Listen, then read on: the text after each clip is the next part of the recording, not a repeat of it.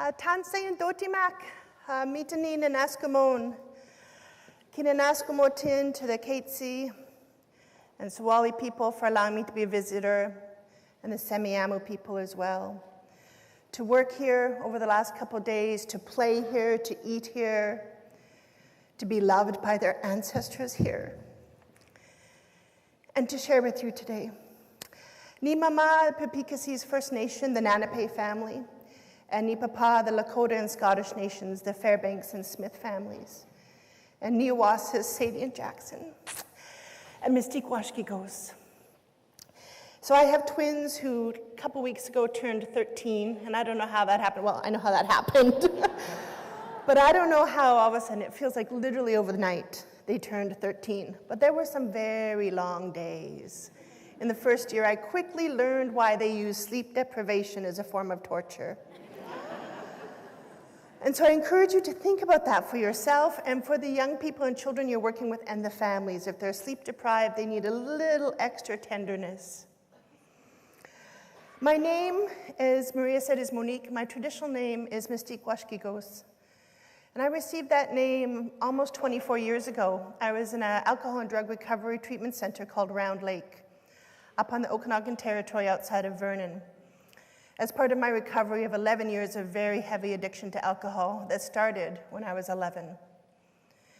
And as part of the time when I was in treatment, the last week, there was medicine men who came from the Lakotas, and they did a ceremony called the Uwipi, which is both a healing and a name-giving ceremony. And in that ceremony, they gave me this name, which translates to little drum. And the medicine man, Melvin, he's a joker, and he said, we don't give you that name because of your stature, being like a whopping 5'1". Although today with heels, I'm 5'2". He said, but we give you this name because one of your gifts is to remind people of their heartbeats. And when we're in utero, the first sound we hear is that double beat of our mother's heart. And he said, that name we give you goes back 9 generations on your dad's side and 7 generations on your mom's. So that is who I am. I feel very blessed to be here today, and we're going to go on a journey and look at some of the aspects that can foster reconciliation in our country. We're at a unique time, a time that has never, ever been seen before. So we're going to talk about the importance of respect and understanding our history. And when I say our history, I don't mean indigenous history. I mean our history in this country. We're going to look briefly at the importance of resilience and 4 blankets that you can weave into your practice, because none of us are perfect, so it's always practice. We're going to look at relationships. Oh, I came too far, there we go. And reconciliation, all in 30 minutes. So it's going to be very quick. I'll give you a snapshot. So where I want to start is looking at respect. In a few moments, I'm going to share with you our 7 sacred teachings, and one of them is respect. And we're at a time in our country where we're only just beginning to see the importance of respect in regards to understanding history. So this umbrella, some of you will have seen this. The top part of the umbrella are some of the key legislative decisions that have occurred in our country that continue to influence the wellness of our people. The raindrops off the umbrella, or sometimes as people say, the teardrops, are some of the ways this history continues to show up. And then the 4 pieces there holding up the whole umbrella, the handle, will be the 4 blankets of resilience. So I have no time to go through all of this morning. What I'm going to focus on is part of the legacy of Indian residential schools. In our province, the first school opened in 1863. It was a day school. It was St. Mary's Mission, not far from here. And it remained open for 120 years. The last school in our country, the last schools, didn't close till 1996. So let's think about that for a moment. If a child was in kindergarten and they went to school in 1996, how old would they be today? They'd be 25. So often in my work, I hear people say, those schools happened so long ago, when are you going to get over it? And when we pause and think that a young person who could be 25 could be a residential school survivor, and the same atrocities were happening at those schools as they were in the early and late 1800s, it causes us to reflect and consider that we have a lot of work to do in our country. 7 generations of families went to these schools, many leaving, as Senator Sinclair said in the final closing of the Truth and Reconciliation Commission, unable to answer such questions as, where do I come from, and who am I? So let's take a couple minutes and pay respect to this legacy of residential schools. So this is a photograph. On the left is young Thomas, the day he arrives at school. So you'll notice he's got 2 braids in our Cree teaching, symbolizing both mother and father are alive. He's got almost like a skirt on, so his being is not divided.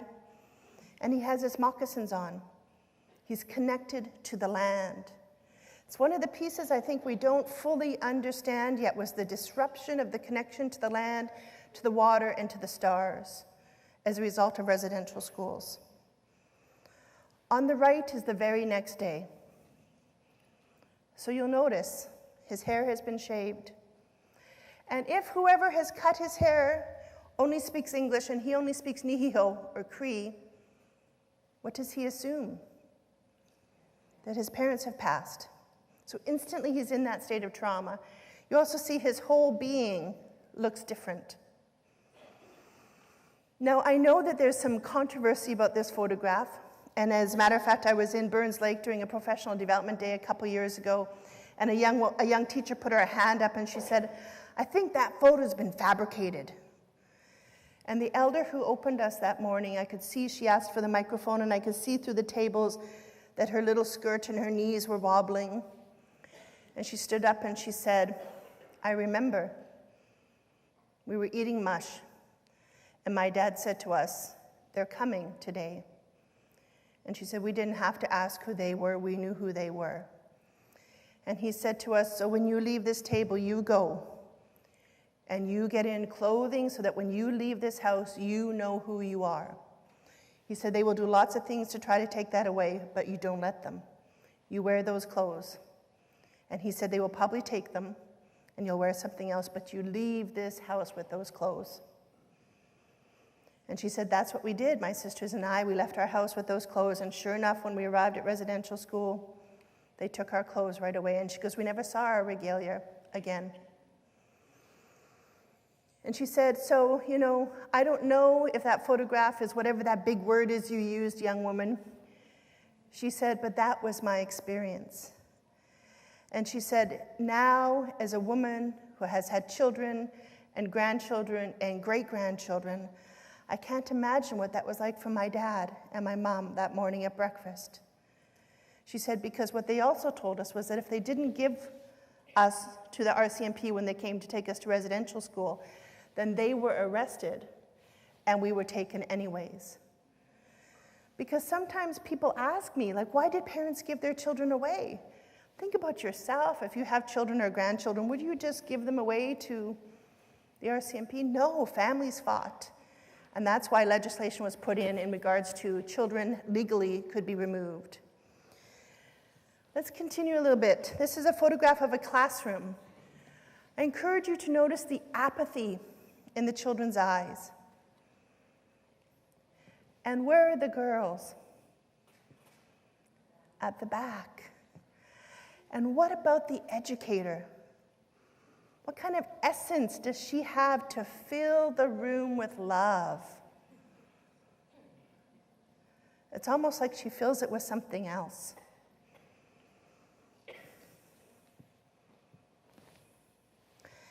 And this photograph of a school, this is actually not far from my home community in the Qu'Appelle Valley of Saskatchewan. This is Lebret. And you can see the residential school, the buildings that support, the churches in the background.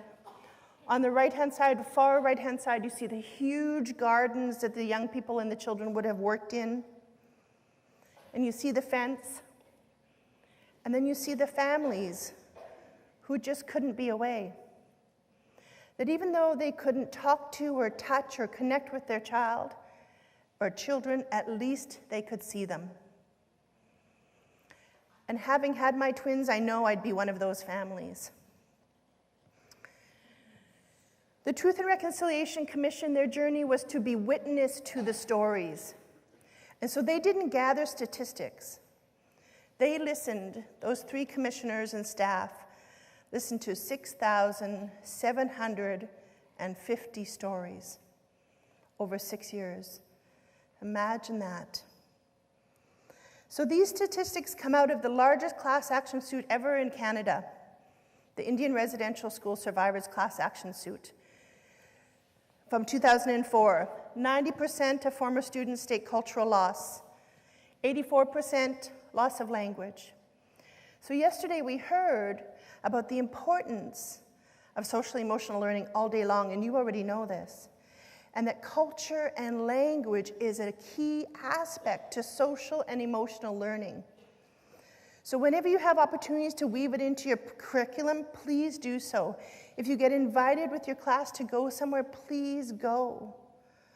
Hold up the nation of whose territory your school or your program is located upon. The second 2 statistics, 93% of the former students stated physical abuse and 64% sexual abuse. Had the TRC kept statistics, guaranteed the second statistic there of sexual abuse would be higher. Because over the 10 years, the courage of survivors coming forward has increased. And if you think about these last 2 numbers here, and you think about the adage that goes, what I live with, I learn. What I learn, I practice. And what I practice, I become. So if I grew up in residential school learning this and living this, how am I going to parent or grandparent or be an auntie or an uncle until I learn a new way? And then even when I learn a new way, if I get hungry, angry, lonely, tired, if I'm living in poverty, if I have stress or trauma or get re-triggered to trauma, I fall back to what I know until I relearn enough times. So this is part of our journey, and part of that journey is unpacking these 4 rules. Don't talk, don't trust, don't feel, don't love. Those were the unwritten rules of the schools. So in your classes, you may be seeing young people or children who are still living these rules. And what they just simply need is for you to love them. They will come around.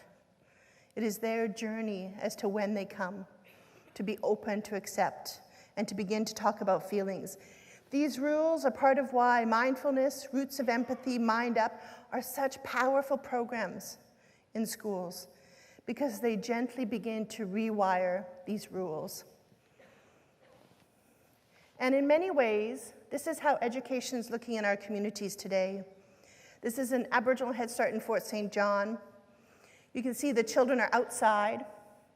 So if it's sunny, which it is, they're getting the release of serotonin through the vitamin D on their eyelids. They've got gross motor movement. They've got some fine motor movement. They're experiencing cultural dancing. You can see this one with the turquoise looking over her shoulder, how proud she looks. And then up on the right, the educator. The early childhood educator has a very different essence than the educator we saw in residential schools. So I mean no disrespect on briefly touching on that piece of our history, but it is sort of the place that builds the foundation as we move forward. And I know in this room many of you will know those pieces, but if you don't, I encourage you to learn more. Because that piece of our history in this country is part of our legacy. And we need to make sure that our children and our young children know this history so that we never repeat it again. And a key reason why we need to never repeat that again is because that history has divided so many people in our country. And so where we're at is this place of building relationships and fostering relationships based on our 7 teachings. The first one being love. So again, whenever you can, pause before you walk into your classroom or your program room and fill it with love. Not only will your day go smoother, but so will the children and young people that you have the privilege to work with, especially those who have experienced or are experiencing trauma. Their hypervigilance will sense that love. Next teaching, respect and courage. I hear so much from teachers today. We have this new curriculum and I don't know how to do it and I'm afraid to misappropriate, and I hear you. And I encourage you to have the courage to do some small pieces. And perhaps even say to your students, what would you like to learn? Let's go on this journey together. Because we as adults don't always have to know the answers. The fourth teaching is that element of honesty, to simply say that as well to your students. As well, sometimes when we look at this history and we share it, I still get emotional. But that's being honest and true to who I am. So please encourage your students and yourself to show up with honesty. Share your wisdom and humility. Humility is a beautiful, beautiful, beautiful teaching. And yes, it is about not having ego or bravado. It's about knowing the gifts that I've been blessed with and how to share those in the world in the best way possible. And the children and students you're working with, you're like aunties and uncles and grandparents to them. They are looking to you to help them identify what are the gifts they've been blessed with. I had a teacher in grade 11, algebra. I had her twice because I didn't pass either time. And I used to spend a lot of time in the hallway for telling stories. I know that's a shock, right? She'd just go, Smith, and out I'd go to my desk that was permanently in the hallway. But she used to say to me, I can't wait to see who you become. And so she had her rules for how the classroom needed to operate, but she held me up by saying that. And so humility is also having faith that all good things in their rightful time. All good things in their rightful time. Do you think 10 years ago in our province of British Columbia that we would have been ready for new curriculum? Not only around the heart and mind, but also around indigenous programming and curriculum.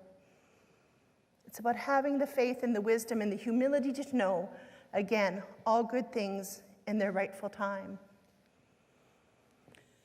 And this final one is the truth. And this is the truth-telling that we've been on this journey in our country for almost 7 years now as part of the Truth and Reconciliation Commission. And so for some of the students you'll serve, hearing the truth isn't going to be easy. But it is a key element in our journey forward. Because in that truth, you may discover allies.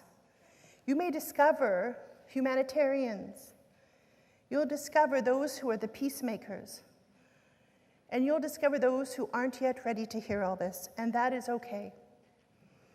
So those 7 sacred teachings are influential in how you show up in the classroom or in your program, and how you share, how you authentically share who you are. So those are some fundamental pieces in regards to relationship as this part of the drumbeat of reconciliation. So let's look at the third wheel in that drum, and that was resilience. And to me, in my mind, yes, it is the ability to bounce back. But if we think about it from a cultural context, this young person here has made a dream catcher out of red willow. And red willow is also used as the backbone and the rib cages in our sweat lodges because it can bend, bend, bend, and rarely does it snap, which is so much like us as human beings. If this young person unraveled that sinew and took that dream catcher apart, that red willow would bounce back almost to its original shape, but changed forever, which is just like us. When we experience difficult times or even trauma, we can bounce back, but we're changed forever. And how that change unfolds often depends, one, on our inner resilience, our ancestry, and these 4 blankets, the first one being a strong sense of self. And so, as I said earlier, when we looked at residential schools, one of the key things that was removed systematically, as well as other key legislations in our country, was the removal of identity. And so it makes sense that the first blanket that fosters resilience with our children and families is a strong sense of identity. Knowing who I am, where I come from, what's the land and the water that I'm connected to, if I'm part of a house or a clan system, where am I in that, and what are my responsibilities? What language or languages run through my blood? Do I have a traditional name or names? This is all part of that sense of self. And again, I don't mean it from a place of ego or bravado, but the more solid and rooted our children and young people are in knowing who they are and where they come from, the more resilient they will be. Before I went to treatment, I used to get blown around all the time like sagebrush, because I grew up in a home where there was a great deal of internalized racism. My mom was removed at birth, lived for the first 3 years in an orphanage, and then was adopted into a non-Native community in Saskatchewan, where she was the only child of color, until she was about 12 when a Chinese family moved into the community and opened a restaurant. And my grandparents used to go the last Sunday of every month for dinner. And the little grandma in that restaurant used to come over to my mom and rub her arm and touch her face. She was seeing her, just like Linda asked us so beautifully yesterday, to see each other. That grandma was seeing my mom. And she'd bring her extra egg rolls. And so today when we go for Chinese, what does my mom always order? Egg rolls, because it has that affinity for her of being seen in a community where she was never seen. So this identity is crucial. That's the first blanket. The second blanket is our sense of family. And this can be our biological family, but it can also be those who we love and those who love us. Because if you think about yourselves, there's people in your life who are like family, but you may not be biologically connected to them. And for some of the children and youth you work with, you're like aunties or uncles or grandparents. We heard that with Hannah. We saw how emotional she was touched when she felt the love of the teachers at her new school. The third blanket that then wraps around a strong sense of self and our connection to family, so also here around family, is to consider who in children's family can you bring into your school or programming that are healthy and vibrant? What can they share? Support them. And to use the term cookie people, to consider with children and young people, who are the people in their lives who are like cookie people to them? That when they're in their presence, they feel bigger and better about themselves. It doesn't mean this cookie person always likes their behaviors, but they love them. And when they leave their presence, they feel better about themselves. I hope as I gave that description that you think about who are the cookie people in your life. And maybe tonight, give them a phone call or send them a letter. And if they've passed over to the other side, maybe just take some quiet time and offer Thanksgiving.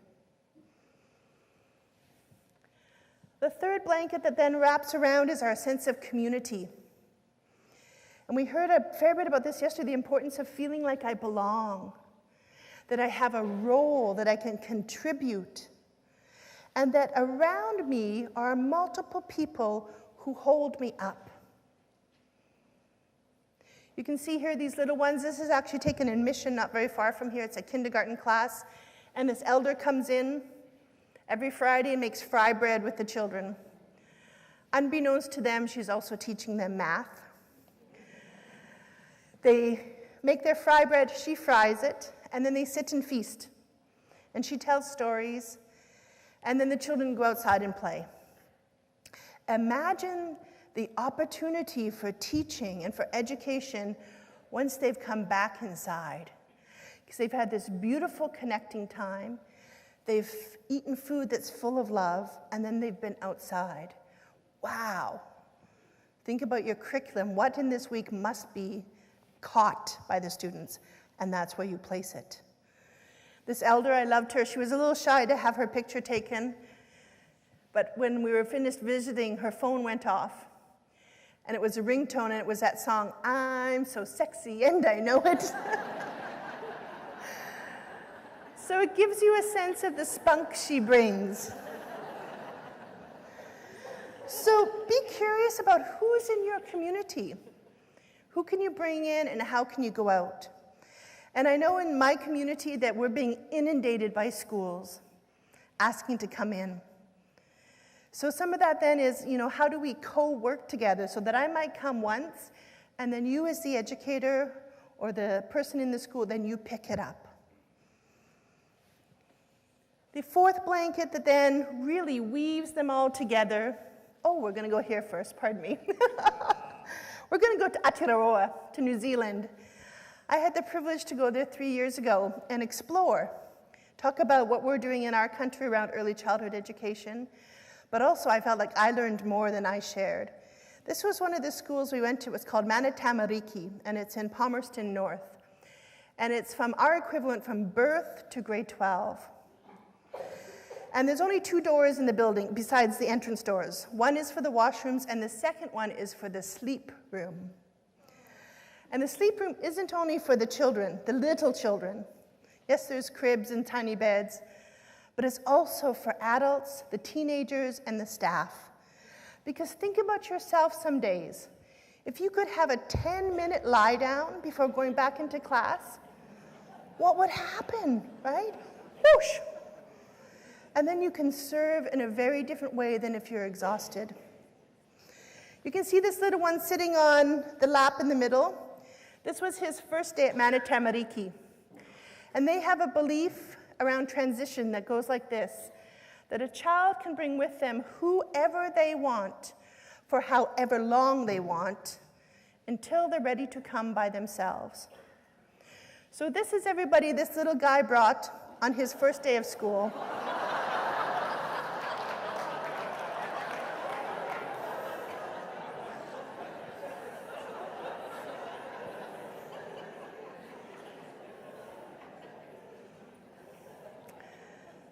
So how do you do transition? Something to think about. Imagine for him how nurturing and gentle that would be, and how for many children transition is traumatic. So it gives us another context that leads us into the philosophies that are rooted in culture and language. So this is the blanket that weaves the 3 together. This is the 4th blanket. And when I say culture and language, I mean connection to the land, to the water, and to the stars as well. And that we have over 600 nations in our country. 203 of those are in our province. We have 34 language groups and 75 dialects in our province. So culture is a huge aspect to how we weave it into our programming. First, know whose territory you're on. That's the starting place. When you look at this little one, what would be some emotions you think he might be experiencing? Just put a couple out. Joy, wonder, love, divinity. Those are such powerful learning emotions. That whatever is taught out here on the land, and this is actually taken in the field of a school, whatever's taught out there will land in a very different way than if he's either sitting on the floor or on a tough seat. Also out here, as part of kindergarten readiness, if you need this, outside we have all the shapes, all the sizes, all the colors. So please get your children outside. As much as possible, take circle time outside, take story time outside, take those high school students outside. Make them move so that their brain synaptically fires on both sides. Make them move. Movement is medicine. So when we think about culture and language, we begin to think about how can we have that as part of our work environment, whether you're in a class or an early childhood setting. This is a program that I had the privilege to found in Victoria. It's called Journeys of the Heart. And it's a parent participation preschool, cultural preschool. So the parents must be present. If children are in care of the ministry, then we ask that the foster parents and the biological parents be present. You can see here this little one on the left. She's the wing chief for the day. So she's responsible to arrive early with her family. And if that is a challenge, then we have a van and we pick them up.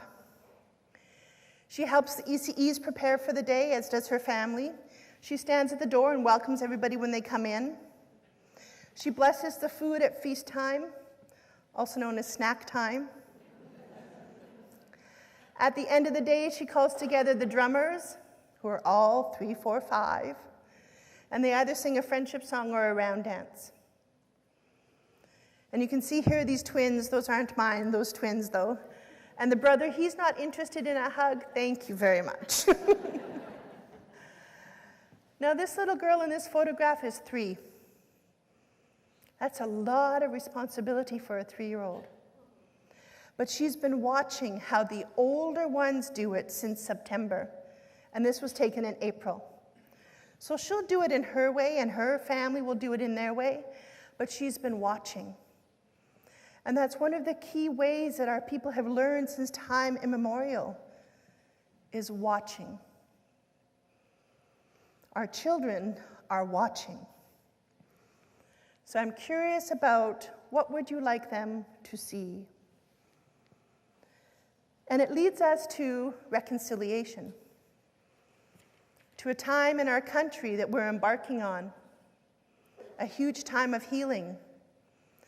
I was commissioned by Orca Books to write a book, a nonfiction book on reconciliation for grades 5 to 8. It'll come out next September. And I've called it Reconciliation is a Journey. And I had the privilege to interview young people and elders from across the country. And the messages I heard were so profound. It still chokes me up, especially from our young people. I had this young man who was 11, and what he told me, he said, our country, I think that our country needs a lot of help. He said, I think about it like this, it's like a tree. You have the roots, and then the trunk grows, and then the branches come out, and then the leaves come, and then the fruit comes. And he said, we're nowhere near the fruit coming, but when it does, our country will be a beautiful place to live. That's a little boy who had just 2 days before turned 11. So it's like those young people in that beautiful clip that Maria showed us yesterday, that those 4 teachers brought together those children. Our young people are leading us in reconciliation. That young man, his name is Sahej Sidhu. Just honor him. So, what can you do? Here's a simple few examples of what you can do. Deepen your understanding of residential school system and its impact. Organize a book club and read books that talk about our history, including residential schools. There's a book club in Nelson, British Columbia, and what they've decided to do for their year was read all of the reports from the Truth and Reconciliation Commission and then come back and talk about them. It's an act of reconciliation. Share your understandings about our history in residential schools and social settings. How many of you have been in social settings when somebody has said something and you don't know how to respond? Comes back to that teaching of courage. It can be as simple as, did you realize the last school closed in 1996? And that a child could only be 25 today and gone to that school? And that 9 out of the 10 children who went to those schools experienced physical abuse? And that we know 6 out of 10 experienced sexual abuse? So it will take generations. A simple response like that can alter things. Because if we respond with anger or with shame or with guilt, people shut down. And the last thing we need in our country right now is for people to be shutting down. We need to be opening up and discovering how do we move forward. This is one of my favorites. Host dinner parties or feasts or picnics where reconciliation is the topic. And have little cards on everybody's place table that has a question on it. And let that be your dialogue around the table. Now, please, when you invite people to come to this dinner party, let them know what you're going to be doing. Because dinner parties often have a very different context than talking about reconciliation in Canada's history. And ask the children in your life what they're learning about Indigenous people and our history in this country in school. The thing that shocked me when I interviewed all these young people, there was almost 20 of them. Only 2 had been learning anything in school yet. And I wasn't ready for that response, to be very honest with you. Most of the young people were learning it either by listening to CBC, yay CBC, or through their parents, or their own personal interest. So it tells us we've got a lot of work to do yet. And so when we consider this, what I'd like you to think about is what can you do in your personal life?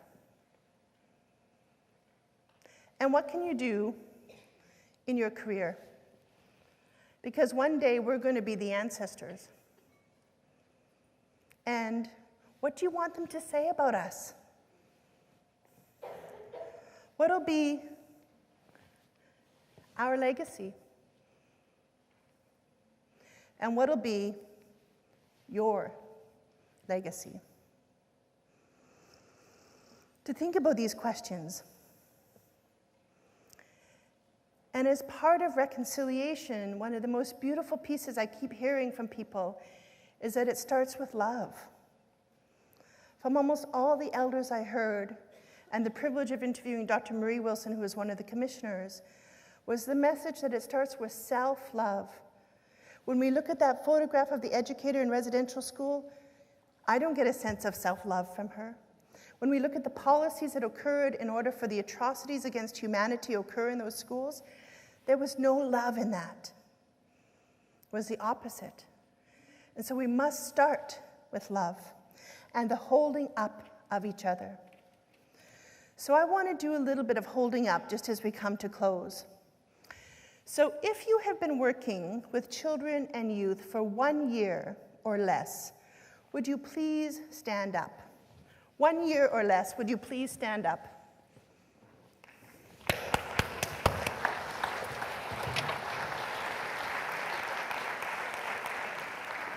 So please come. Thank you very much for your contributions to the wellness of children and families. And up there as well. Come on down.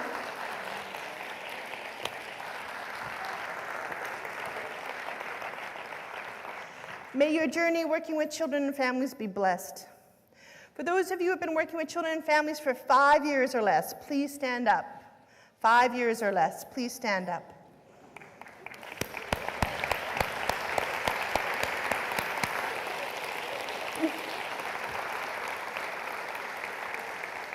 Thank you for your contributions to children and families.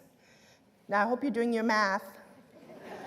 Those of you who have worked with children and families for 10 years or less, please stand up.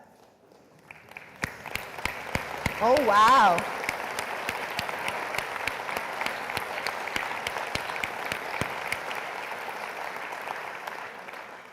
Thank you for your contributions to children and families.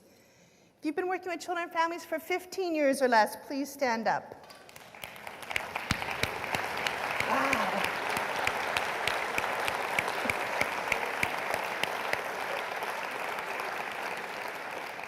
Thank you for your contributions to children and families. 20 years or less, please stand up. Wow.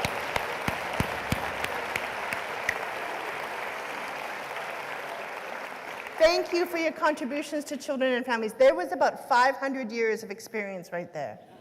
Wow. If you've been working 25 years or less, please stand up. Oh.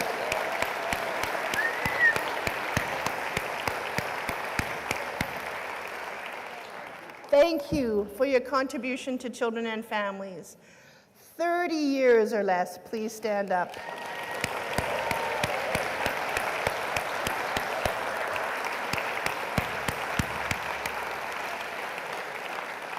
Thank you for your contributions to children and families. 35 years or less, please stand up. Wow.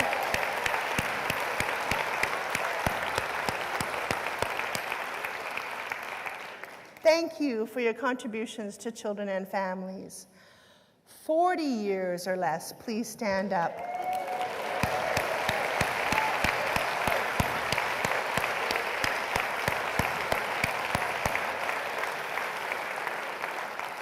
Thank you for your contributions to children and families. 45 years or less, please stand up.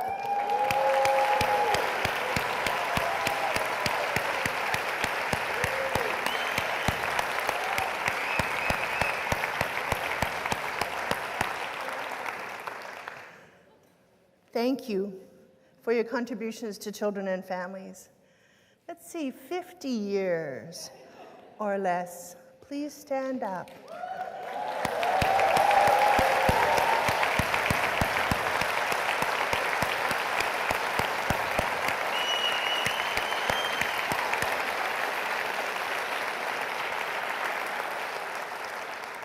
Thank you for your contributions to children and families. 55 years or less. All right, you two, would somebody please take... Oh, there we go! Woo! Come on!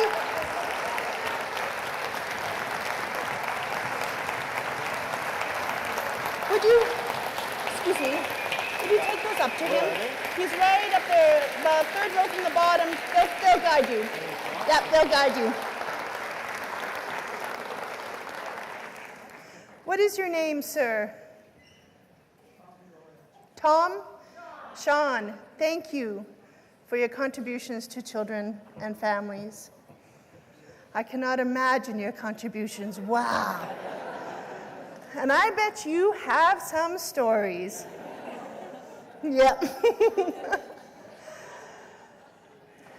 So as we come to a close, I encourage you to think about, what do you want our legacy in this country to be at this time? And what do you want your legacy to be? Matakiwas, all my relations, thank you.